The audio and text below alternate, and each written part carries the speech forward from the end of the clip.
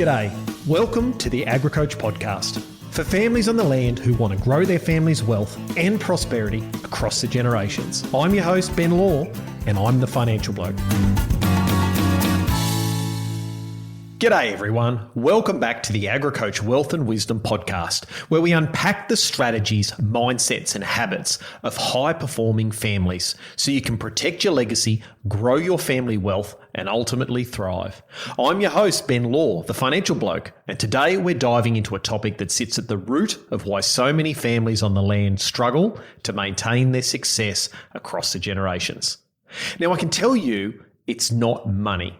And it's not how the will was written. And it's definitely not how the accounting or legal documents were constructed.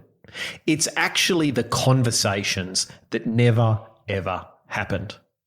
In my experience, 60 to 70% of the reasons succession plans fail come down to poor communication and the slow erosion of trust. But this actually goes beyond succession. It's more to me about missed potential, untapped opportunities, and the cost of not living the life you could have. And most of it stems from one thing. We either don't know how, or we just don't have the courage to have critical conversations. Now, the failure to have those conversations leads to simmering tensions, unmet expectations, and decisions being made in silence or behind closed doors. And the longer it goes on, the harder it is to recover. And that's why I've invited Katie Godden back on the show, a communication specialist who works with high performers, leaders, and families to tackle the tough stuff in a way that builds trust instead of just blowing things up. Because once trust is broken, it's very difficult to rebuild. And in a family business, it doesn't just damage relationships, it threatens the whole family's financial future. Now, the real skill is having hard conversations the right way so you can move forward aligned and not divided. And Katie helps people learn the skills to do exactly that. With a background in education, neuro-linguistic programming, and behavioural change, she spent nearly 2 decades helping individuals and teams communicate with clarity, courage, and emotional intelligence. Whether it's families, businesses, or leadership teams, her work is all about building your communication muscles. So if there's a conversation you've been avoiding, this episode is going to be right up your alley. So Katie, it's welcome to have my little sister back on the podcast. And for everyone listening, yep, Katie's my little sister. I am indeed. Good to have you back, mate. So, Kate, I have lots of people every month contact me, and I've dealt with a lot of families over the last 25 years. And invariably, whenever I actually start to really dig into why the families haven't either thrived or have run into problems, whether that be around, strategic planning, it could be around succession, growth, etc., it all can be pretty much, in my mind, traced back to there's been this either a lack of or they've had conversations, but they haven't worked out. And there's been a lack of being able to have what I call critical conversations. So I want to kick off right there. In your mind, what's a critical conversation? And as humans, why the bloody hell are we so reluctant to have them? Great questions. And to be honest with all of this, it happens to everybody. So I know sometimes people can feel as though it's only them or it's only their family or it's only this situation at work or whatever it is. But the truth is that this is a common thread that everybody can relate to. And so I think when it comes to critical conversations, what makes it a critical conversation? They're conversations that need to be had. They are conversations that are high stakes, which basically means that there's a lot at stake at the end of this conversation, depending on what happens, what the outcome is, how it moves forward. They're highly emotional and they have a varying of opinions. They're the major things that actually define what a critical conversation is. And so when we look at these and we look at these amongst family dynamics, and to be honest, it's one of the most common conversations I have with my clients as well, is how do I have this conversation? How do I move through to this? How do I bring this up? What do I do if this, or I've tried this and it hasn't worked? And so you then ask the second question of, okay, well, why the bloody hell does this even happen? And there's so many variances to this. Number one, we're all human. And by being human, that means that we are also running our own, what we call filter systems. So we all uniquely see the world through our own lens, like our own set of glasses.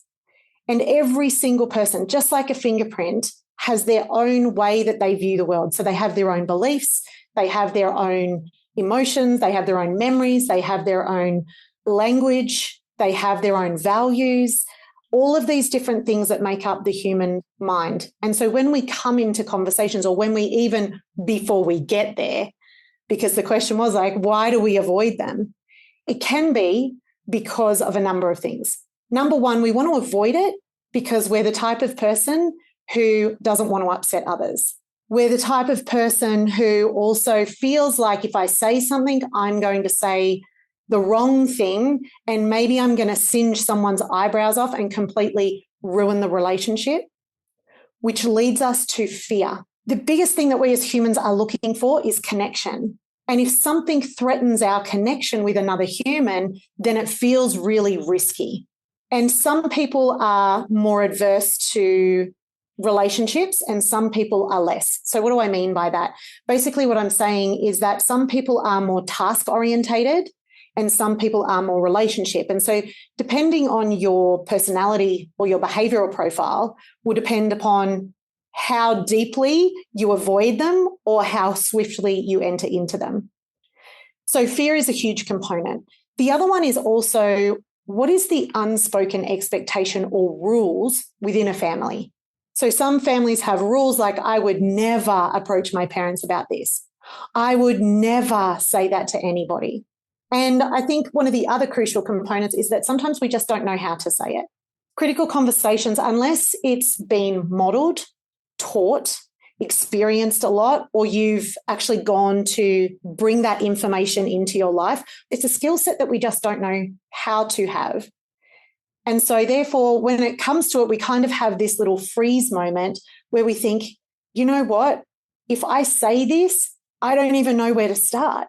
And so therefore, we just say nothing at all. Is it also a lot of what ifs? You know, if I say this, what if this, you know, you go down the rabbit hole of all the potential bad things that is going to happen. We do. We absolutely. We are designed to protect ourselves. That's the way our mind is programmed. It's to protect us. And so our unconscious mind will go through, or the narrative that we have in our mind will go through, well, what if this, and what if this, and what if this, and what if this? And then all of a sudden, this conversation that was maybe a teeny tiny little thing at the time often becomes really big in our mind. The second thing that happens is the longer you leave it, the bigger that becomes. And so we've got to mitigate this within ourselves to be able to go, well, okay, that's the risk.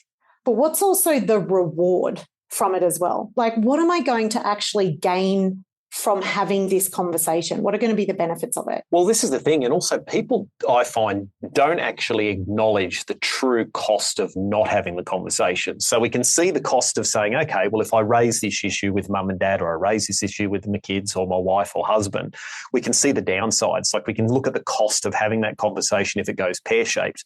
But we also don't like to think about, well, what's the cost if this doesn't, you know, get resolved or we don't get a resolution? And I heard someone once say that, you know, a blow up in a family isn't actually a blow up on the spot. It's 1,000 conversations that were never had and that led to this event. Yes, absolutely. Absolutely. I talk about there's two ways we can approach connecting and conversations in any relationship that we have. And the first one is prevention and the second one is prescription.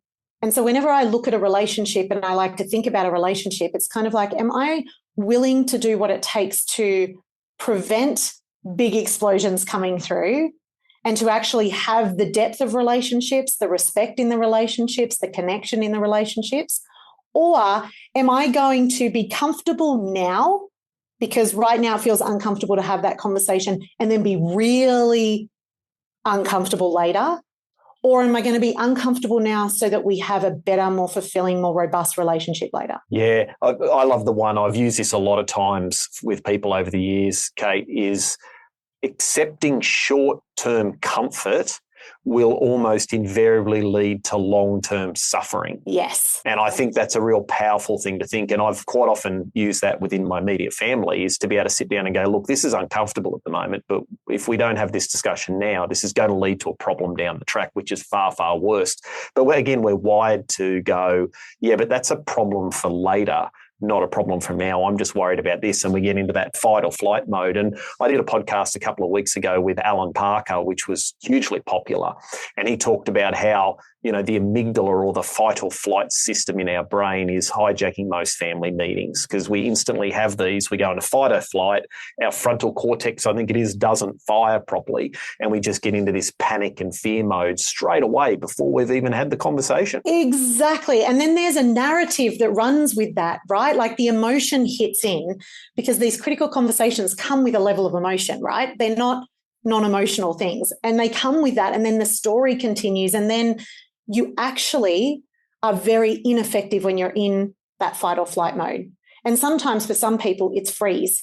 So yes, we have the fight or flight. We also have the freeze moment, which is where people shut down. Or the babble moment.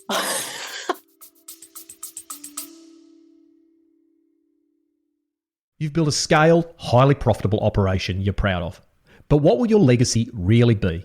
If you're 5 to 15 years from succession, now's the time to step back, get clear, and design the next chapter with your family, not just for them. That's exactly what you'll do at the High Performing Families Roadmap Workshop, back this July after overwhelming demand. In 2 days off farm, you'll design your family's 10-year roadmap, align on what matters most, and set a clear plan your whole family can get behind. No fluff, no drama, just strategy, clarity, and serious progress. If you want in, head to agricoach.com.au/take action. Spots are limited. Now, let's get back to the episode. Yes, that's exactly right. It just keeps going and going and going. I just keep talking and talking and keep saying things and digging the hole deeper and deeper and deeper, and don't know how to get out. We talk about it. I have a 4-step framework.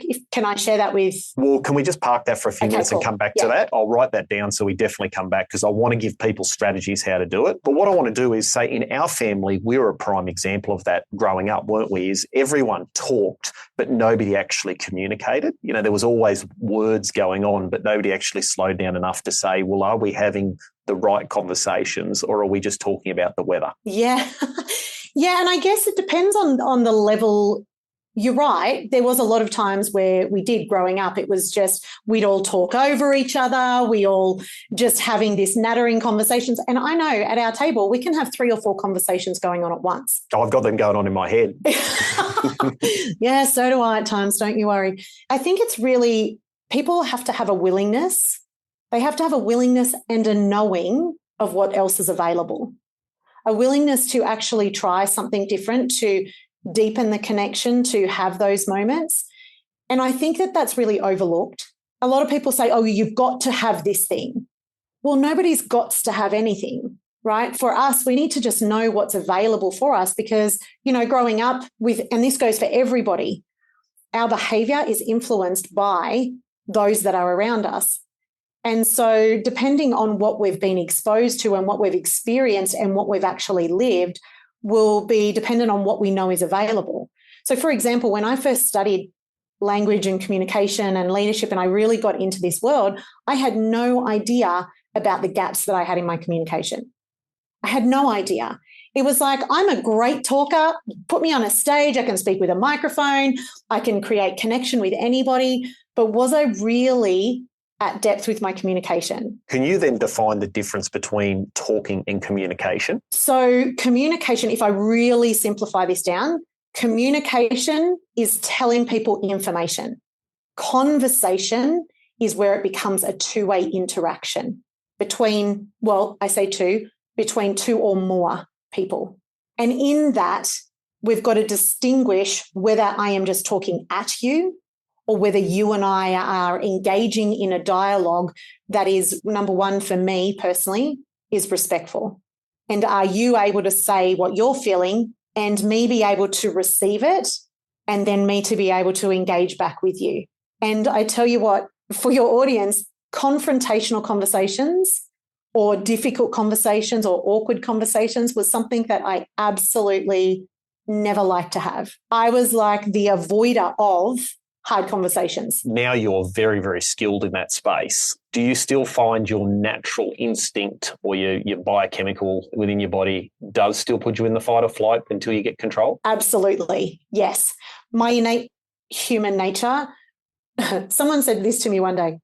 Nobody in their entire lives, Katie, actually wakes up every morning and wants to have a difficult conversation. Right? There may be people who once they get in, they enjoy it, but nobody wakes up that way. And so for me, I know that, yes, it's absolutely something that's been essential for me to upskill on. And it's to a point where I still need to regulate my human. I still need to work on my emotions. I still need to work on how do I articulate it when I'm in the heat of the moment? Or how do I actually say this? Because this is what I'm thinking. How do I say it in such a way that you can receive it and actually hear it? Because the truth is that the ownership of my communication comes down to me. If you don't get me, then that's just feedback from me. Okay, well, how else can I explain this? How else can I present this so that you can? And now sometimes, of course, in like we're talking here today about critical conversations, is that we need to know when to anchor ourselves in what's important to us and when we need to flex and move. Most flexible always wins, don't they? The person with the most flexibility, yes, controls the situation. Yeah, in their communication. And I think it's really clear from talking to you is good communicators aren't born. They're essentially built over time, aren't they? They are absolutely built. And I actually found, Kit, do you find this, that I actually quite often find introverts who naturally aren't don't talk a lot and can actually become far better communicators than extroverts? Absolutely. Absolutely. I would agree with that. The thing with extroverts that I have found is that they tend to over-explain. They put way too many words in and then their message gets lost. Whereas those who tend to be more internal, they process all of the thinking inside and then they just go bloop, and here's this really crystal clear, clean, respectful communication that, well, it's not always respectful, but if they choose to, respectful communication that comes through. Whereas extroverts can tend to put extra words and wrap it around it without saying it directly, particularly in difficult conversations. Yeah, and that's me. I mean, Sarah always says, one day I'm going to run out of words and then it's going to be all over. Yeah, when that day comes, look out, world. Look out. Yeah, look out. Okay, well, let's jump into your 4 steps. You said you had your 4-step framework. Does that tie in here now? Because I'm curious. Yeah, the 4-step framework that I use, it's called a PACT model, PACT. And this model is quite a flexible model in communication. I want to put it through the lens, though, today of critical conversations. And it's really useful to give you a grounding on how you can think when you're in the hard conversation. Now, of course, there's the emotional regulation that needs to happen. It's a must. And then we can engage with more of this way of thinking that can help you be more resourceful in the conversation. Does that make sense? Yep. So what you're saying, just to make sure I'm right here, is you're in a critical conversation. So you're in the middle of it.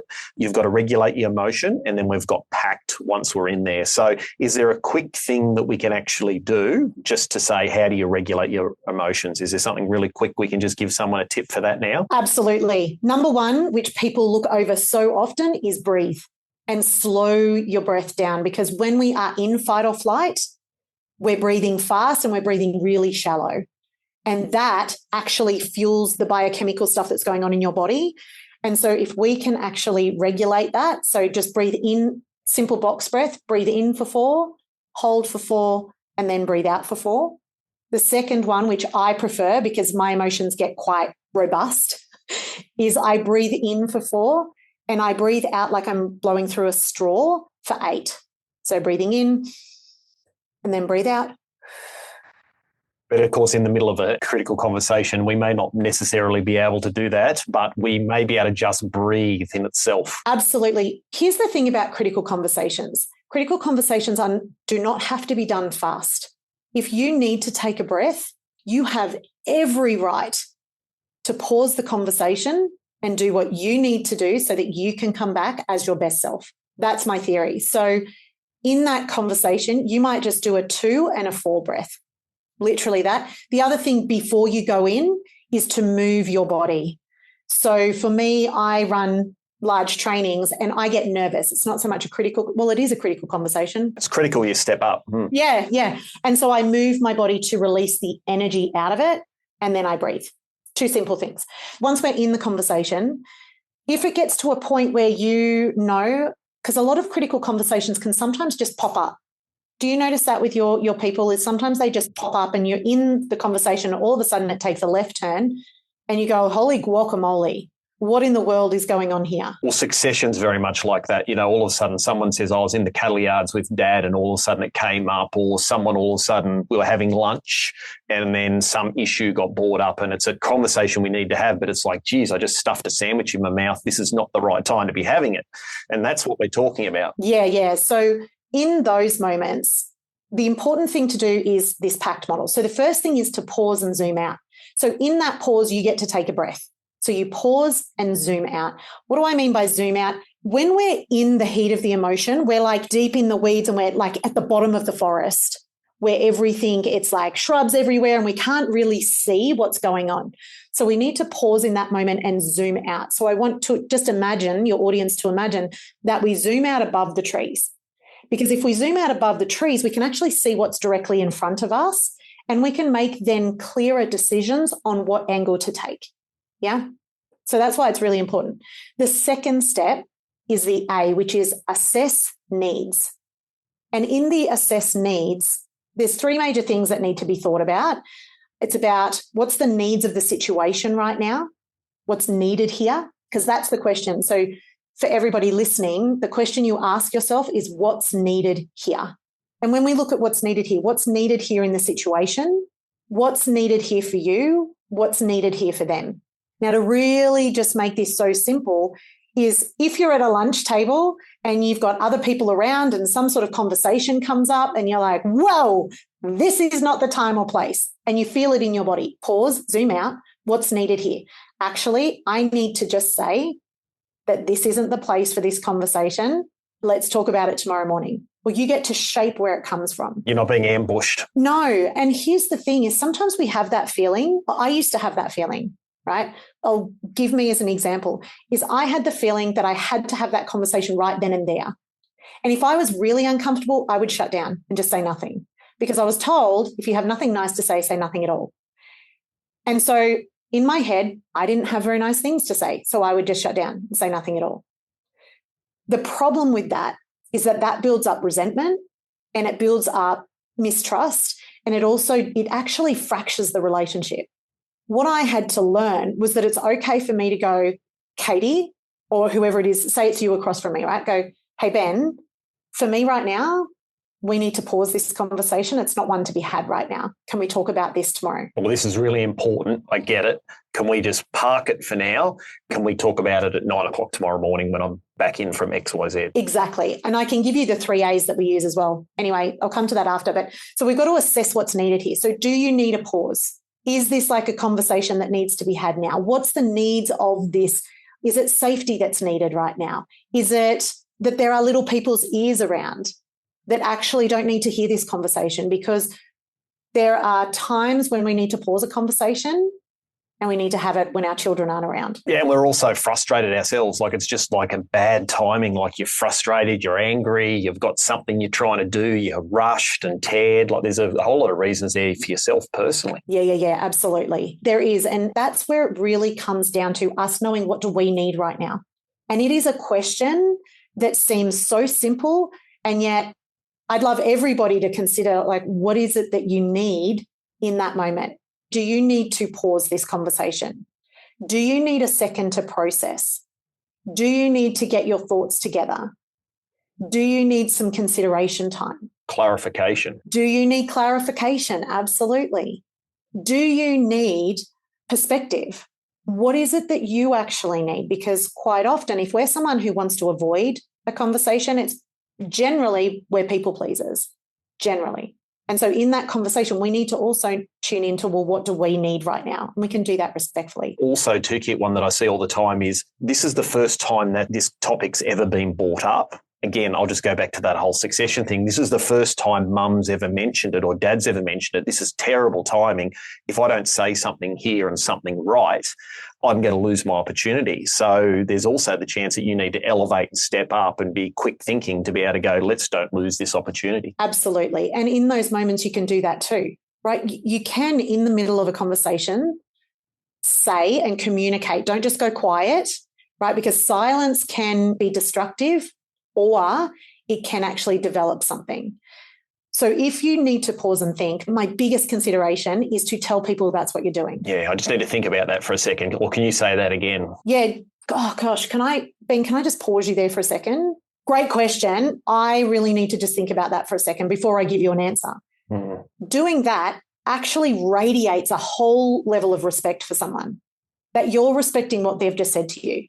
And if you do need them to say it again, ask. So say it again. I just want to make sure that I've got it really clear. And then for clarity, you can say it back so that you make sure you've got it. Or also, can you say that a different way because I didn't quite get it? Yeah. I love that one. I do that one a lot when people will say, like clients will say things to me and the families in our community and I'll look and I'll go, I think I got what you meant, but can you just say it in a slightly different way because I didn't quite take that in properly? Yes, absolutely. The other thing you can do is what I just heard was, yes, is there anything I missed? And so therefore their unconscious mind can then give you any extra information that they need as well by just asking that simple question. So we need to understand. So the first thing you do is you pause, take a breath, zoom out, like what's needed here, take a moment to think about it, what's needed here. And the what's needed here is a big component of understanding yourself and humans, right? That's a huge component. The next thing we need to then talk about is actually what do I need to consider right now and what am I going to commit to? So what does this mean? What am I going to commit to in my intention? How do I actually want this conversation to be received? Do I want it to be received with love? Do I want it to be received with compassion, respect? Venom. Venom, right? Some people, they do spit out venom. Absolutely. This is my chance to have my say until it is. I'm not suggesting just for everyone listening that you should do that, but some people, it's like their chance. And then thinking, well, is this the best use of this opportunity is to? You might instantly go, I want to just say everything I've been wanting to say for the last 20 years, but you go, is this really what I want to get out of this? And that brings us to a really important point. Before you even get into this conversation, if it's a preempted one, you must have an outcome. You must have an outcome. But if we're in there, right, and spit venom, is that the person I want to show up as? Am I proud of this person? Yeah. Am I being my best self? You know, high performers, it's like, am I performing at my best if I spit venom? Well, no. Do I want to spit venom? Well, yes. Okay, well, what's that actually coming from? It's just coming from the anger. Bring yourself back to your prefrontal cortex, right? Zoom out a little. If you need to, you can actually touch a warm or a cold drink to help your nervous system regulate in that moment. But you need to choose what's your intention that you're going to go in. And here's the big one. Your intention will affect your tone because you need to commit to what kind of tone am I going to use? Because tone is everything. Tone and your body language, like holy smokes, you get to be the thermostat in any conversation and interaction. And if you're about building relationships, if you're about building performance, if you're about building a robust legacy, then your tonality matters every single time. Because if we go in with we all know that teenage sassy tone, you go in with a sassy tone, then you're only going to get pushback from the person across from you. If you go in with a sarcastic tone, what are you going to get back? If you go in with a smart ass tone, what are you going to get back? Resistance, right? You're going to get exactly the same back, or someone's going to shut down. So you've really got to think to yourself and ask yourself that question. Because if you're going in with compassion and your intention is to go at compassion and love with someone, particularly family, then your tonality just automatically changes because of where your mind's at. You don't have to work at it. So for me, for example, I know if I'm having a conversation that is critical or that's deep, some people might call it like a deep conversation, then I automatically in my head adjust and commit to compassion and love. Because I know without a shadow of a doubt that if I come at a conversation with compassion and I come at a conversation with love, then they are going to feel that from me because my body is going to respond, my tonality is going to respond, and the words, I will consider the words as, are they compassionate and with love, or am I spitting venom? And if I'm already in my head thinking compassion and love, that will just automatically radiate from me. Yeah, and especially too if you want to be right, because if you go into the conversation going, I just want to be right, you're never going to get the result you're after. Then it just becomes a fight. Yes, the biggest mistake you can make in any critical conversation is trying to be right, even if you think you're right, full stop. Communication isn't about being right or wrong. It's about how do we, in my model of the world, it's about how do we actually connect. Yeah, and how do we influence? Yeah, absolutely. And then the final T is like, how do I then transition into it? So I've paused, I've thought about what's needed here, I've chosen my intention and committed to the kind of tone I want to use in this conversation. And then I'm like, okay, how do I transition into this? And then that's when we can engage in the next part of the conversation. So when you say transition, what do you mean by that? So how do I start this conversation? Oh, okay. So how do I go back? I've been asked the question, the conversation's open, I've gone through the PAC, and then I go, okay, then how do I actually start communicating back? Yeah, how do I get into communication in this moment? So for example, if it's a lunch, you're at a lunch and all of a sudden this thing just comes through at you, even in that middle of that, when it comes, that kind of communication comes towards you and you feel a bit glitchy, because that's when we know it's critical, right? We get tense, our emotions come, we get hot in our body, we tingle, is we can then just do that packed. And it becomes really quick once you practice it. Pause, zoom out, what's needed here? Oh, okay, I'm going to come at compassion with this because it seems that they are angry, or it seems that they are upset, or it seems that this is important to them. I get to come from there. Okay, now how am I going to engage back with this? And so when you run through that really quickly, you then are in a more resourceful, more self-led way of thinking than you are if you just respond. So Katie, critical conversations, succession, family dynamics, conflict, all those sorts of things become critical, and we've got to have them. If you know you've got to go into one of these critical conversations, what's like 2 or 3 things someone can do to prepare so that when they turn up for these conversations, they're at their peak performance, I suppose you'd say? Yeah. So 3 things that they would do as they're coming into the conversation. Number 1, they must get really clear on what is the actual problem that they have. What's the depth of that underneath? What is driving the need to have this conversation? Number 2 is to work out what is your outcome. What is the outcome that you actually want from this conversation? Now, by outcome, I don't mean you need them to apologize. It's deeper than that. Like, what do you actually need? And the third one that I would say is, what have I got to do to actually bring this back on track? Because we know that in critical conversations, they can lead down different pipelines.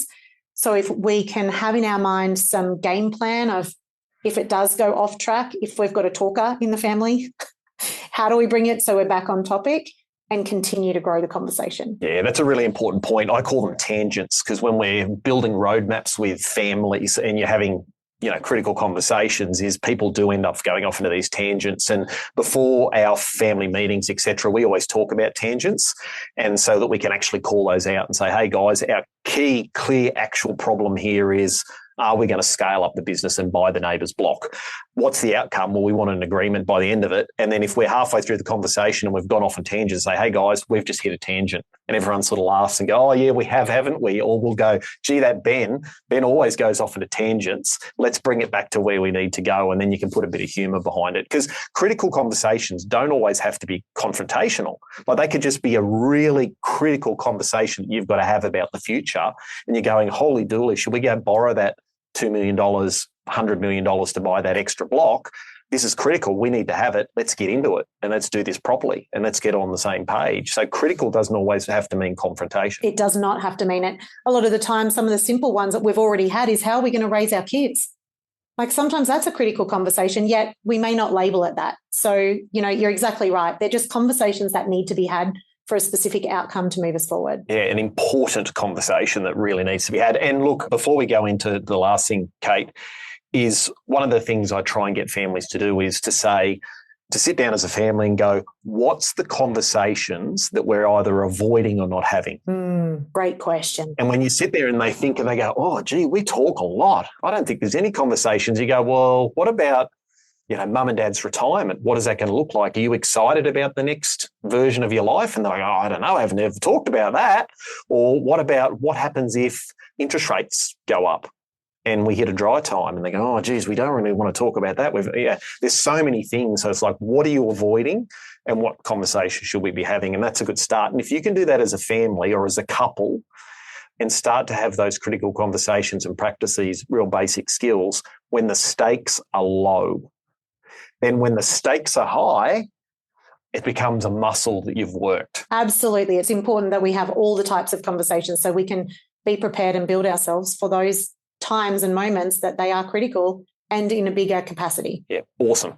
Katie, you, my little sister, so I love what you do. And I remember you're a master communicator and you teach a lot of people on how to have these conversations. So I know you do a lot of training. And I've been in those trainings and you do an amazing job. And I'm not biased. I literally said to people, I've seen you in training with other people and gone, you were the best of all of this. And that's because of your background in teaching and the fact that you struggle to have hard conversations within our family, same as I did, and you've overcome them. So you've got the skills and the techniques backed by being a teacher for many years and then obviously studying NLP, etc.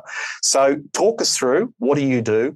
And I know you've got some courses coming up. Talk us through it. Yeah, I do. So my biggest love is helping humans talk to other humans and understanding each other. It's my huge passion. And so coming up, I'm really excited. I've got a communication program that goes for a period of time where we're actually looking at different components. There's 5 pillars that we need to look at if we're going to become really robust in our communication and excel at it, is to really understand ourselves and other humans. What makes them tick?